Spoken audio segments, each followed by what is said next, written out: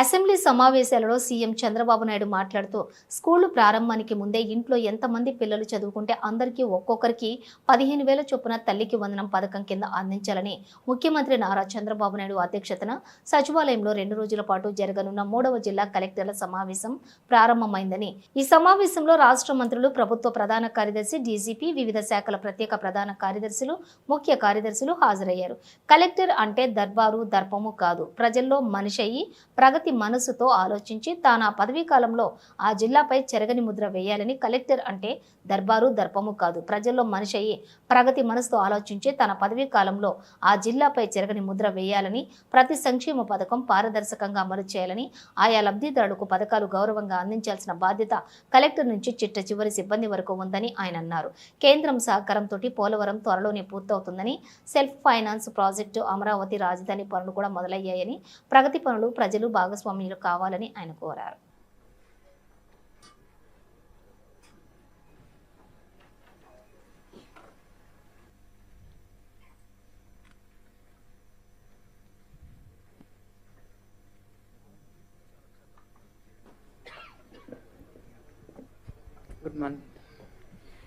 వందనం 15,000 రూపాయలు ఇస్తా ఉన్నాం.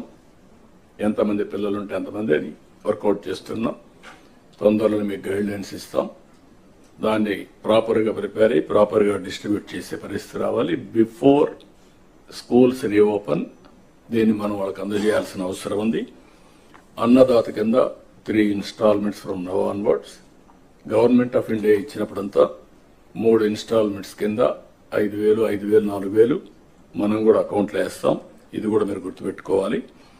ఇది కాకుండా మత్స్యకారులకు 20,000 రూపాయలు ఏప్రిల్లో వాళ్ళ అకౌంట్లో వేయాల్సిన అవసరం ఉంది. ఆ సమయంలో క్రాప్ హాలిడే ఉంటుంది. ఆ సమయంలో వారికి ఇవ్వాల్సిన అవసరం ఉంది. ఇక్కడ నేను మిమ్మల్ని కోరేది ఏంటంటే, ఇవి మనం చేసిన పనులు, ఇంకా చేయబోయే పనులు ఎప్పటికప్పుడు మీకు వెల్ఫేర్ విషయంలో కానీ, డెవలప్మెంట్ విషయంలో కానీ చాలా నిర్దిష్టమైనటువంటి మత్స్యకారులు ఉపాధి దెబ్బతినేదానికి దెబ్బతీస్తూ ఉంటే 217 జీవో రద్దు చేశాం. ఫస్ట్ టైం ఎకనామిక్ బెనిఫిట్ ఇవ్వాలి, బీసీలు కూడా ఆర్థికంగా పైకి తీసుకురావాలన్న ఉద్దేశంతో గీత కార్మికులకి మద్యం షాపుల్లో 10% రిజర్వ్ చేశాం. ఇది కాకుండా అర్చకుల జీతాలు 10,000 నుంచి 15,000 చేశాం. నాయి బ్రాహ్మణ్ జీతాలు 15,000 నుంచి 25,000 రూపాయలు చేశాం. చేనేతలకు జీఎస్టీ ఎత్తివేశాం. 200 రూపాయలు హ్యాండ్లూమ్కి, అదే మరిగా పవర్ లూమ్స్కి 500 రూపాయలు పవర్ సబ్సిడీ కూడా ఇచ్చాం. గృహ నిర్మాణానికి అదనంగా బీసీలకు, అదే మరి ఎస్సీలకు 50,000, ఎస్టీలకు 75,000 రూపాయలు ఇచ్చాం. ఇమాములకు 10,000, మౌజములకి 5,000 గౌరవ వేతనం కూడా పెంచాం. అవి కూడా ఇస్తున్నాం. వెల్ఫేర్ ఎక్కడా నెగ్లెక్ట్ చేయడం లేదు. ఇక్కడ నేను మిమ్మల్ని కోరేది, ప్రభుత్వం యొక్క ఇమేజ్ వెల్ఫేర్ సక్రమంగా డెలివరీ కావాలి. టేక్ ఇట్ ఫర్ గ్రాంటెడ్ కాదు. అందుకే అనునిత్యం ఏ వెల్ఫేర్ ప్రోగ్రామ్ వచ్చినా లాస్ట్ మైల్కి కరెక్ట్గా చేరతా ఉందా లేదా, చేరే విధానం కూడా ఏదో భిక్షగాళ్ళకి మారిగా ఏదో మీరు దానం చేసినట్టు బిహేవ్ చేస్తే కరెక్ట్ కాదు. ఒక బాధ్యత తీసుకొని ప్రతి ఒక్క ఆఫీసర్ కూడా లాస్ట్ మైల్లో ఉండే ఆఫీసర్ బెనిఫిషరీకి చేర్చే విధానం చాలా ముఖ్యం.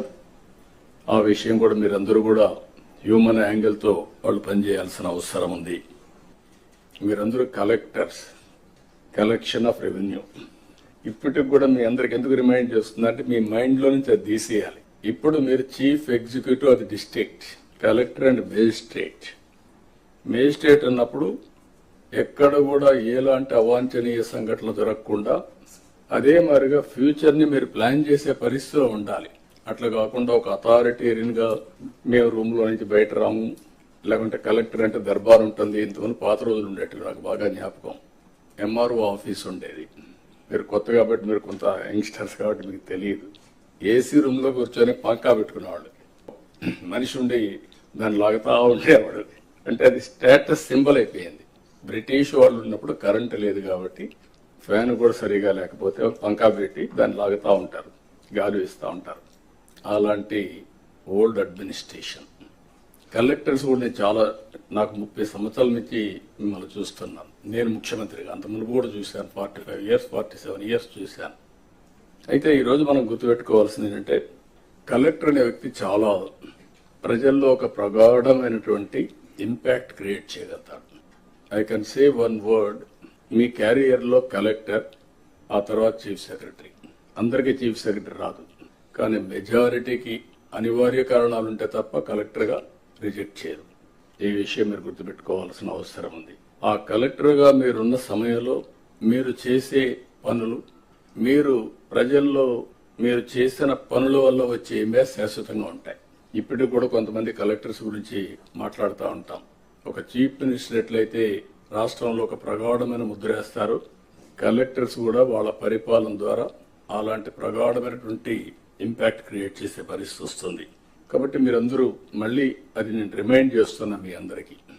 రొటీన్ అడ్మినిస్ట్రేషన్ ఉంటే మీకు 9 నెలలు అయింది, ఇంకొక 3 నెలలు 6 నెలలు సంవత్సరం అవుతుంది, మళ్ళీ రొటీన్గా ఇంకో పోస్ట్కి పోతారు. అది కాదు. What you have achieved during your tenure is very important. ఇది మీరు గుర్తుపెట్టుకోవాల్సిందిగా నేను కోరుకుంటూ పోలవరాన్ని గాడిన పెట్టాం. ఈరోజు పోలవరం మొన్నటి వరకు ఏమవుతుందో అని అగమ్య గోచరంలో ఉన్న పోలవరం ప్రాజెక్టు కేంద్ర సహకారంతో ఈరోజు 12,150 కోట్ల రూపాయలు శాంక్షన్ అయింది. ఫేజ్ 1కి ఇబ్బంది లేదు. దీన్ని 2027కు పూర్తి చేస్తాం. అమరావతికి టెండర్లు పిలిచాం. ఇది సెల్ఫ్ ఫైనాన్సింగ్ ప్రాజెక్ట్.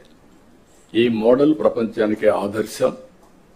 35 వేల ఎకరాలు, 29 వేల మంది రైతులు, ఒక్కరు కూడా కోర్టుకు పోకుండా స్వచ్ఛందంగా ముందుకొచ్చి ల్యాండ్ పూలింగ్లు ఇచ్చారు. ఆ ల్యాండ్ మానిటైజేషన్ ద్వారా వచ్చే డబ్బులతో అమరావతి ప్రాజెక్టు కట్టాలనేది సంకల్పం. అదే చేస్తున్నాం.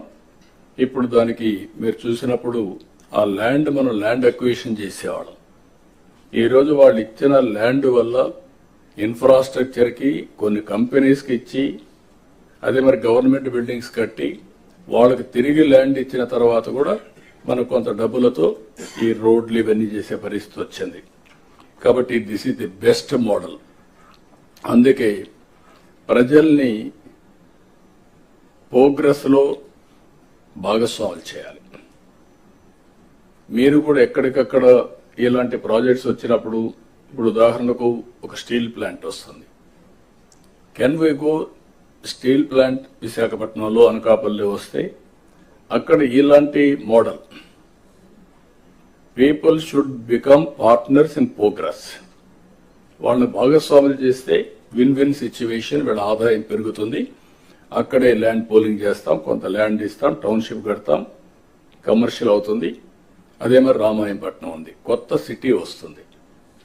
అనకాపల్లి దగ్గర, నక్కపల్లి దగ్గర ఏదైతే రేపు రాబోయే ఈ ప్రాజెక్టు వల్ల, స్టీల్ ప్లాంట్ వల్ల అక్కడ కూడా ఒక టౌన్షిప్ వస్తుంది, ఇక్కడ ఒక టౌన్షిప్ వస్తుంది. అలాంటి న్యూ ఏరియాస్ అంతా కూడా ఒక న్యూ మోడల్స్ లో మీరు కూడా ఆలోచించాల్సిన అవసరం ఉంది. అదే సమయంలో ఇంకొక పక్కన మీరు చూస్తే అమరావతి రైల్వే లైన్ వచ్చింది, విశాఖపట్నం రైల్వే జోన్ వచ్చింది. విశాఖపట్నం స్టీల్ ప్లాంట్ కి 11,440 కోట్ల రూపాయలు రెవెన్యూ ప్యాకేజ్ ఇచ్చి దీన్ని కూడా సెట్ చేసే పరిస్థితికి వచ్చాం. ఆంధ్రుల సెంటిమెంట్ ఇది. అలాంటి దాన్ని కూడా క్లియర్ చేశాం. నేషనల్ హైవేస్ కి 55,000 కోట్ల రూపాయల పనులు జరుగుతున్నాయి. ఆల్ కలెక్టర్స్ అనునిత్యం మీరు గుర్తుపెట్టుకోవాల్సింది, మీ పరిధిలో ఉండే నేషనల్ హైవేస్ అన్ని ఎక్కడ అన్ఇంటరప్టెడ్ గా, నోబడి షుడ్ ఇంటర్వెన్. ఎట్టి పరిస్థితుల్లో ఆటో పైలట్లు తిరగాలి. అదే సమయంలో ఎన్విరాన్మెంట్ క్లియరెన్స్ కానీ ఇంకా ఏమైనా ప్రాబ్లమ్స్ ఉంటే you have to sort it out. 2 years time, 2 years లో ఈ ప్రాజెక్ట్స్ అన్ని పూర్తి కావాలి.